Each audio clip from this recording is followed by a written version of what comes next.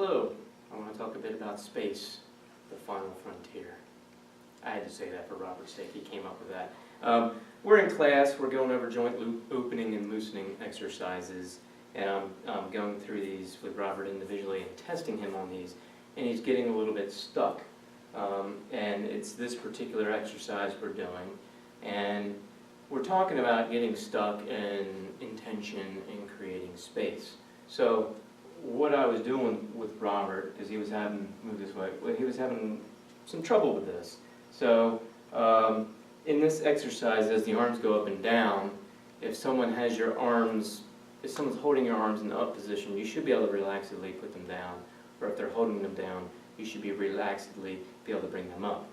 And we do that by keeping the joints open, and we keep the joints open through our intention. And the idea is that if I'm holding his arms down and go to move your arms up, right, and he's getting stuck. And what I was telling Robert is that basically he's running out of space. And in the conventional sense, the external space, start trying to move this arm, right. It's as if he doesn't have space here to move because I'm blocking him. But really, it's these various tensions at these joints and in between that he needs the space in. He's not opening this area. He's not creating that space to allow for the movement of his arm. If he opens this area and creates that space and allows for that movement, he'll be able to move his arm, even though I'm impeding the movement, because he won't be fighting me at that point. When he feels this space impinged, he creates a fight against me. When he creates that fight against me, he closes off his space. Alright, so I want to demonstrate with this. So have my arm here, hold my arms down, right? You can do both, it doesn't matter. Be over top so you're holding me down. And the idea is, if I'm trying to move up, I'll get blocked if I'm just moving conventionally. Okay, I could start to move a little bit, but as soon as he feels that I'm moving, he's pushing down, and my movement gets impinged. I'm blocked.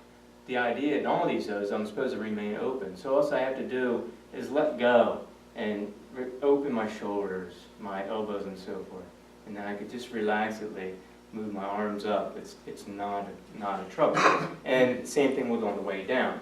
So if I have my arms up and get under these, and if I'm here and I'm pushing down, or if I'm just relaxing, I start to move down and I run into him, okay? But it's not this space I have to worry about. It's what's going on inside me, in my arms and so forth, those tensions.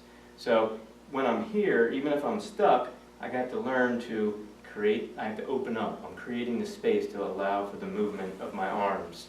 So I open all that up, and then it allows for that movement. I'm no longer engaged in a fight with Robert.